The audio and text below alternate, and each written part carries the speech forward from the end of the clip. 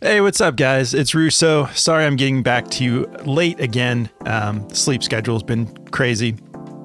Yeah, we're just gonna get right into it. We have a beautiful slate today, 9 games, and I've got 4 plays for you and an honorable mention. Man, I almost just put out 5 official plays today, and I was thinking about making it into a 6-man and just giving you guys 6 today, but I don't want to get too crazy there. Let's cash a 4-man first, and then we'll branch out. But we do have a nice slate today, so I'm gonna share with you 4 picks that I like and 1 pick that you can choose to play or not. But I'll tell you why I chose to leave it out of the equation, but I still am probably going to throw out some slips. So let's talk about yesterday. February 1st, Saturday, we've got 9 games. Yesterday, Julian Strother crushed 10.5 points, rebounds, and assists, went for 20. Jaylen Brown, I can't believe we ended up pushing. He had 8 in the first half. He was just dominating. And I was like, yep, this is what we saw. This is what we saw in the data, and then he got 2 more rebounds and assists in the second half. I was just like kind of dumbfounded. But that was a close game. I had a feeling that the Pelicans would be able to keep that close. Unfortunate that DeJounte Murray is now out for the season. But Pelicans were, Trey Murphy was just absolutely going nuts. Once again, I kind of regret not just taking his points demon, because last time he played Boston, he popped off too. But I was like, maybe that was just like a random one-off. Anyways, that has nothing to do with our plays, but that was a great game. And what a way that it ended with first Jaylen Brown getting a clutch bucket, and then Jason Tatum putting a stamp on it. It was a killer ending. But okay, so we took Devin Booker over 37.5 points, rebounds, and assists. We thought he would show out in prime time and continue to play great on the road and against the Warriors. He did just that. He went for 47. He was just absolutely dishing it. I think he ended up with 11 assists. I don't even know how many turnovers he ended with, but I know at one point he was at like 9 assists, 0 turnovers in the game, just getting whatever he wanted offensively. 47 is what he ended with. And then Tyus Jones, he just wasn't really needing to be very involved. And then it got so out of hand. I was like kind of banking on him closing this game, because they tend to do that, the Suns, when they're just trying to manage the game. And it's like, okay, this is what we got Tyus for. We brought in a legit point guard for this very reason, and he's good at that. But it was so out of hand at that point, which, this was a 1.5 point spread. I was not expecting 130 to 105. So I thought Tyus would be closing things out, and he was late in the third quarter. And then they just brought in the bench, the deep bench, because they were so far ahead. So unfortunately, Tyus did not cash us. 16.5 points, rebounds, assists. He only went for 12. He didn't do much of anything in the first half. Started to turn things on a little bit in the third quarter, and then his services just weren't needed in the fourth much. So we went. I don't even know what you would call this. It's not 3 of 4.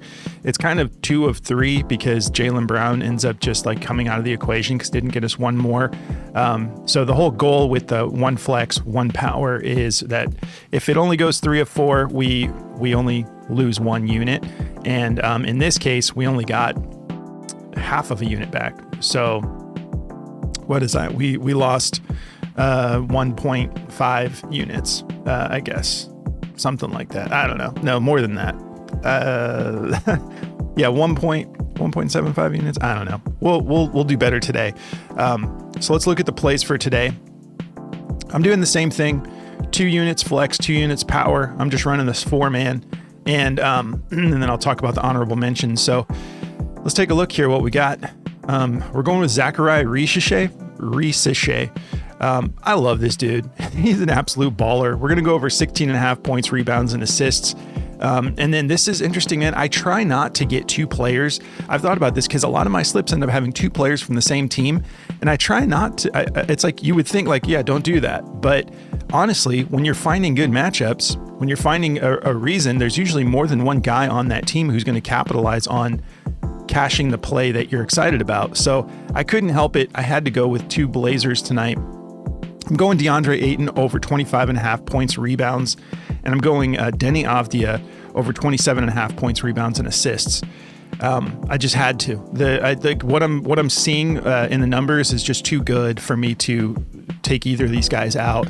And then we're going Wendell Carter Jr., just 8.5 points against Utah tonight. So let's talk about it. If you guys don't mind, do me a favor, like the video or drop me a comment or both. It really helps me a lot. You guys have been killing it getting me in front of larger audiences. My channel's growing fast. I'm trying to get to 1,000 subs, and I really appreciate the support, guys. So who do we have first? Zaccharie Risacher. I just, when he starts popping off and I've got him in my slip, I just call him Riche, because the dude is just awesome. And I'm guessing that's a French last name, but he is an absolute stud.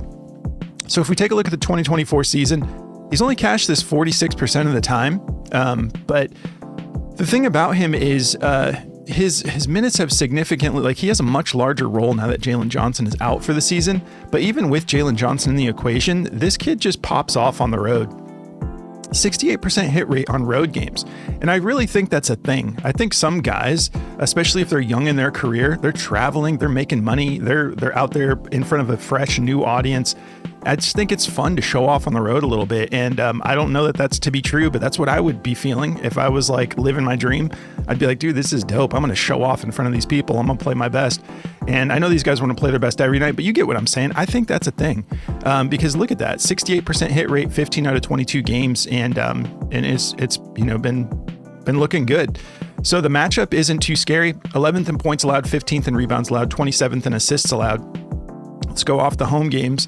Let's take a look here. So here's a note from Outlier. I love these notes. So he's exceeded 16.5 points, rebounds, and assists in 4 of his last 5 games versus bottom 10 defenses for points allowed. So he's averaging against these bottom 10 defenses for points allowed. He's averaging 19.6 points, rebounds, and assists. He's got an 80% hit rate in those types of matchups. Now that's not like a huge bump, but that's still significant when you're only looking at a line that's 16.5 points, rebounds, and assists. So I'm feeling good about that extra note that they're giving us there. In these types of games, he's averaging 25.6 minutes. We can see the minutes have been going up though. In some of these games, man, I took this on the, actually this wasn't the same game. He just popped off against, who was that even against? Let's take a look. He had a huge game, went for like 30 points. I happened to have taken, against Cleveland, in Cleveland. Again, you're going up against a tough team. He drops 30 points in Cleveland, just showing off on the road. So cleared this 3 out of his last 5. But there was something really significant. So the road games, we know the road games look good. 68% hit rate. But let's see here. I want to put something together here. So I love doing this. This really helps for me. This helps me make decisions. I like projecting guys' minutes. So when they're, it's like figure out what were their minutes. I think that's a really big deal when these guys do have good games, because a lot of times it's because they're getting more time. So let's look at his games without Jalen Johnson. So without Jalen Johnson, he's at a 67% hit rate, averaging 24.6 minutes. So we're going to go back to 2024 and we're going to look, what has he done all season when he gets those 24 minutes? Probably one of my favorite things to look at. So 65% hit rate, whether or not Jalen Johnson's in the equation, when he's getting at least 24 minutes. Let's look what his minutes have been in the last 5 games without Jalen Johnson. I'm going to back this all the way off. See if they've been consistent. Well, they've been kind of up and down. So they had back-to-backs against Phoenix recently. And did those games get out of hand? No? Huh. Well, yeah, I mean, I still feel good about this. I would expect him. Let's take a look at the over-under for this game. This is a first game. Okay, Pacers. This could be tough. 242 over-under. We know it should be relatively high scoring. Playing in Indiana, 9.5 point spread. So go with your gut. I feel good about this. How many minutes did he get? So he got 25 minutes in that game against Cleveland and still popped off for 32 PRA, 30 points alone. So I think he can get us half that at least, at just cash in the 17. The matchup's not too scary. Road game, check. And and then 4 out of his last 5 games against the bottom 10 defenses for points allowed. So I'm going to be rolling it for more. Let's take a look here. So Daily Grind likes his rebounds over 3.5 as the best play. They like his points under 11.5. I wouldn't be particularly looking at that personally, since he just put up 30 against Cleveland. That seems a little sketch to me. But they're just basing it off of the odds and what you're getting the line at. The PRA, they do like to go over 16.5. They have it at a 50.32% odds to hit the over minus 119. And everybody's got this at 16.5. We have some super juice to go over. BetMGM minus 130. Some middle of the road 50-50 shot. So go with your gut. But I've got to run it back if he just popped off against Cleveland. So Deandre Ayton, this one's kind of, there's some narrative involved in this one. So obviously, I'm a huge Suns fan. I'm originally from Arizona. I'm like all Arizona teams. I'm one of those guys, home team. But Ayton was. This isn't anything to do with the play, but we turned down. We took him number 1 overall over Luka Doncic, which will always haunt me, and Trey. Why can't I think of his last name right now? Trey Young. Yeah, so that bothers me. But he did go all the way to the championship with us, and he had a really good year, the year that we went to the NBA Finals. And so I'm like, I know that dude is in there still somewhere. And Portland's been kind of figuring things out. He's cleared this in 4 out of his last 5 games. And this is a minutes thing with Ayton once again. So he's playing his old team. They're coming off of a back-to-back. I still think that the Suns will win this game, but Portland's been figuring some things out. They're sneaky right now. They just dominated the Orlando Magic, right? 119-90. And that was with Paolo and Franz and all those guys. Like they shut them down. Ayton went for 22 points, 8 rebounds in a tough matchup. I mean, like rebounds allowed and I think points allowed. Like, it's just showing overall their opponent rank was number 1. And he was able to get that done. He's got 4 straight games of clearing this line, and then he's got 3 straight games of over 20 points. He went for 15 rebounds against Miami, 14 rebounds against Milwaukee, and then 8 rebounds against Orlando.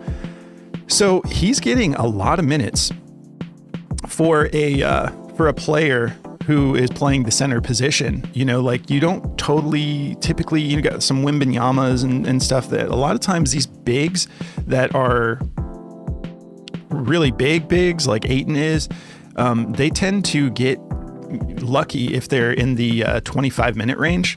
But he's averaging 32 minutes a game, 32.8 minutes a game. 60% from the field, mostly inside dunks, but we know that he can actually shoot threes.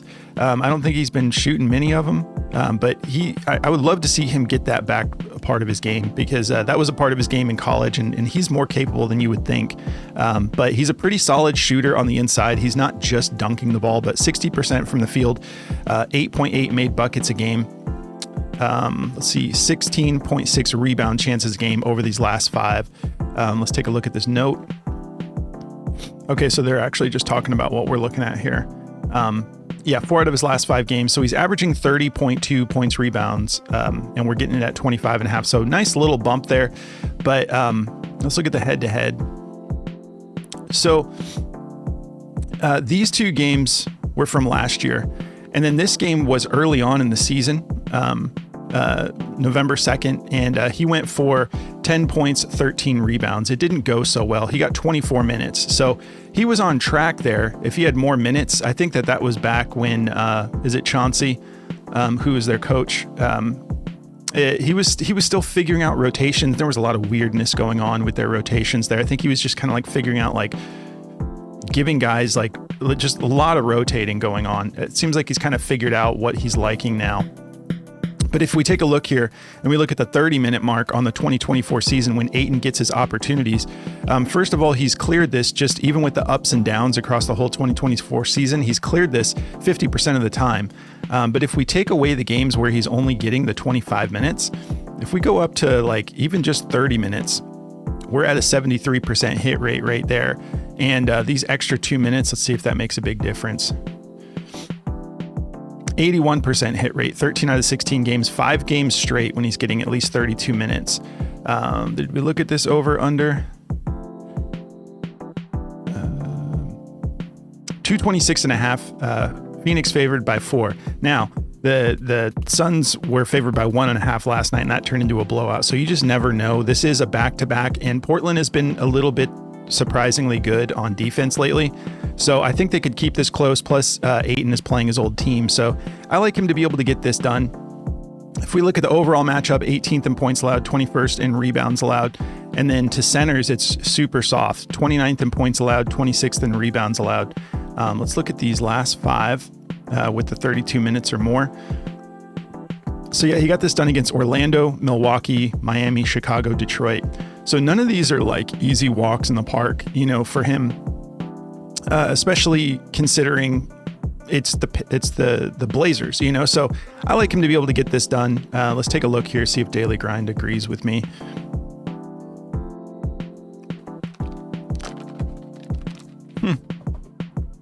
Look at that. Top play, points, rebounds. 52.86% odds hit the over, -132. Everyone's got it favored to go over. I haven't looked at this yet. This is just, I start with the data and then I confirm with the optimizer. They like his points over 14.5 as well. That was the thing. I was like, the dude has 3 straight games with 20 plus points against tough teams. And Suns are off of a back-to-back and it's a soft matchup. We don't think he's going to get 14.5. I think that's a low line to be set at. So you could take that alone, but I like the rebounds as well. They also like his PRA at 27.5 if you want to take it. They have it at a 51.37% odds hit the over, -125. So they think this is going to be a good game for Ayton based off what these lines are set at. But the points, rebounds, that's what I'm sticking with. 52.86% odds hit the over, -132. So that makes me feel good. Let's keep rolling it. So Deni Avdija, this dude, I get it. Back here looks terrible. Back up here looks great more recently, but on the 2024 season, 33% of the time, again, we talked about beginning of the season, Chauncey was sort of just figuring things out, kind of getting his rotations in order. And you know what? Even if they don't end up making a run this year, it seems like he is figuring things out and he's like kind of making a statement against some tough teams. So if we look at the last 10 for Avdija, he's been very impressive. 6 out of his last 10 games. And then some of these matchups, though, 44 PRA against OKC, 41 against Milwaukee. And then he didn't really need to do too much. This game, was pretty much out of hand late in the fourth quarter. But yeah, I like this matchup for him. And once again, if we look at the head-to-head, he's only done this once against the Suns, but this last game was on December 15th, and Ayton wasn't even in this game. So he went for 17 points, 7 rebounds, 3 assists. He's actually more capable than you would think of passing the ball and getting guys open. Let's take a look at the matchup specifically to small forwards. 3rd in points allowed, 17th in rebounds allowed, 16th in assists allowed. Now, over his last 5, let's take a look. Let's start with this note from Outlier. So he has exceeded 27.5 points, rebounds, and assists in 7 straight games versus bottom 10 defenses for rebounds allowed. We know the Suns are not great. They're significantly below average, 21st in rebounds allowed. In those games, he's averaging 36.3 points, rebounds, and assists. So let's see. And the minutes have been great in these types of matchups, which has been all of January.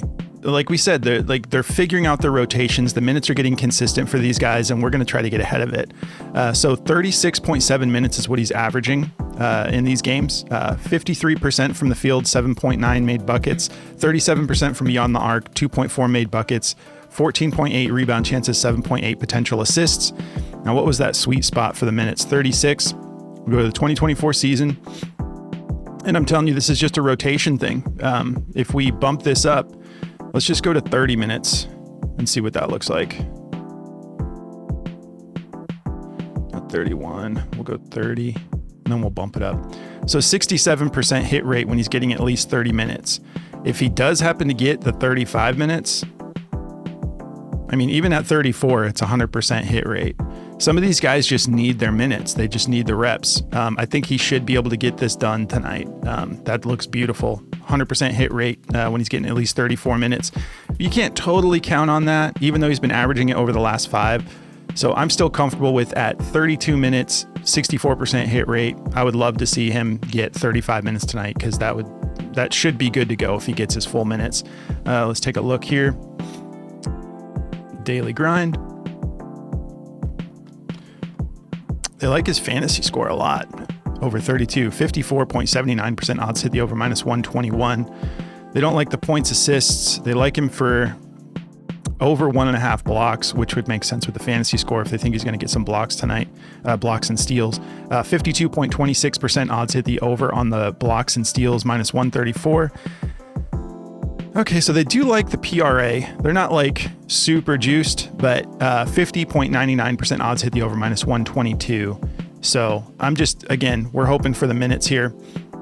All right, so let me take a sip here. Sorry, trying to get jacked on caffeine right now. All right, so Wendell Carter Jr., this is just like a really low line for him, in my opinion. 8.5 points. This is an expected value play on Daily Grind. I'm sorry, on Outlier.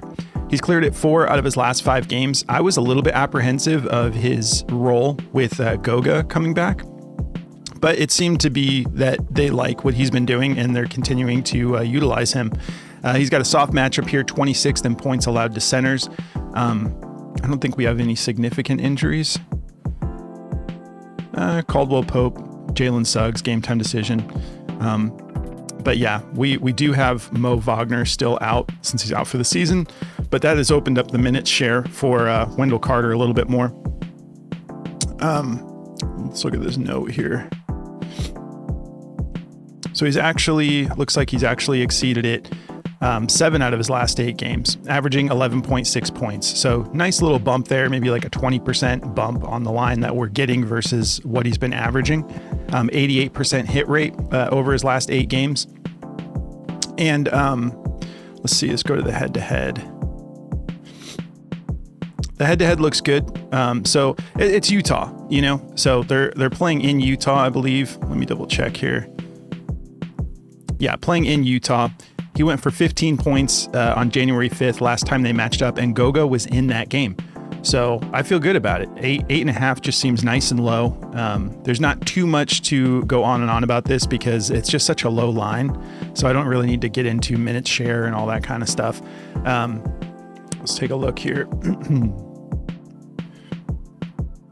Let's see about Daily Grind real quick.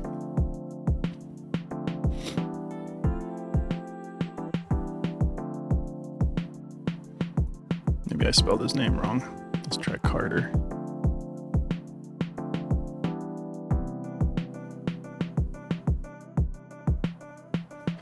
There we go. All right.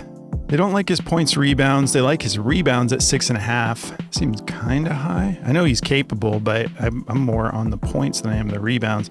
They don't like the points. They have it at 50.19% odds to hit the under, minus 118. So go with your gut. It's not super juiced. It's just barely juiced to the under, but they like his 3-pointer. They like him for at least 1 3-pointer. If that's not a goblin, that's kind of crazy too, just 0.5 threes. They like his points assists over 10.5. Rebounds and assists over 8.5. Yeah, I don't know. I mean, I like the points. I'm going with the points. But the rebounds and assists, if you're looking for a pivot, they like that to go over. They like the rebounds to go over. They like the points assists, the 3-pointer made, and they don't like the points as much. So go with your gut. I'm going to be taking it over. I wonder if any of these odds makers have it favored over. Some of them, yeah, mixed emotions here. Some of them have it favored to the under. Some of them have it favored to the over. So I'm going to be rolling it. Let me talk about this honorable mention here. I'll tell you guys why I chose to leave it out, but I'm going to probably still play this play. Chris Paul points assists for tonight.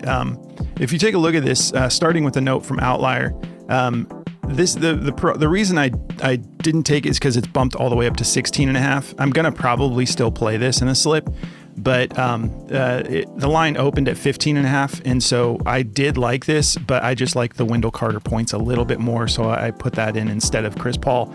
But at 15.5, he's cleared this at 80% hit rate. He's exceeded, he's exceeded 15.5 in 12 of his last 15 games for his bottom 10 defenses for assists allowed, averaging 18.5. So, and these last 3 look really nice. Now, the reason I'm probably going to still play this is there's only 1 game here where he didn't exceed 16.5 as well. And so you could take that down to 11 out of his last 15. The matchup is solid. 18th in points allowed, 27th in assists allowed. If we take a look at the head-to-head, so this is from last year. The only time they played Miami this year, he went for 19. He had 10 points, 9 assists. So go with your gut if you end up wanting to play this. I just wanted to show you guys this play. Take a look at his last 5. So 3 out of his last 5, he's cleared it, even the 16.5, averaging 27 minutes a game, 11.8 potential assists, and not really shooting much. 6.4 attempts, averaging 2.6 made buckets a game. So he's averaging 6.4 attempts. And he's averaging 5.2 threes. So he's pretty much just facilitating or taking the 3 when guys aren't, coming up on him. So yeah, this one kind of popped off to me. I feel good about it. But that's why I'm just leaving it as an honorable mention. I'll see what Daily Grind thinks, and then we'll get out of here. Probably don't like it since it's up at 16.5. Did it go back down to 15.5? It did. There you go. When I was about to take it for the slip, it was at 16.5, so I faded it. But 15.5, I'll absolutely take it. 51, they like it to go over as well. 51.2% odds at the over, minus 124. So there's another pivot if you guys don't, like any of the options in the 4-man that I chose to run. I like this and the Wendell Carter probably equally, to be honest with you. I think Wendell Carter's good for at least 9 points tonight. So go with your gut, but that's going to do it. If you guys want to check out this optimizer from Daily Grind, you can get 25% off. Use code BACKDOOR at dgfantasy.com. They'll let you lock that in for all the way up to a year if you prefer. And they cover all these different types of sports. It's not just NBA. They've got a bunch of esports. They've got golf, college sports, NFL, NHL, UFC. They cover a lot, and it just kind of puts stuff on your radar. So you can check that out if you want. And then you guys know how much I love Outlier. If you guys want to check this app out, you can try it for free. There's a link below for Outlier. You don't need to put in a code. Just sign up through that link, and they're going to give you a week to check it out, see how you like it. You get all these different statistical categories, all these different timetables of like the full 2024 season. You guys see how I use this thing. All these different positional matchups, which I think is awesome. Injury reports pretty much up to... it's within like a few minutes. If something happens, they get it on here pretty quick. A lot of times they'll give you a little note about the injury too, and they'll let you know if he's questionable or probable. And then the insights tab. I love these insights because they put stuff on your radar that you wouldn't be looking at yourself, like bottom 10 defense for assists allowed, like how do they, like those kind of things. Just, you're not going to on your own go and search all that information. So it's really an awesome tool. But yeah, you can try it for free. Just sign up through the link below. Once again, guys, sorry I got this out to you late. If you don't mind, do me a favor and like and comment. I appreciate you so much. Enjoy this 9-game slate. I'll catch you in the next one.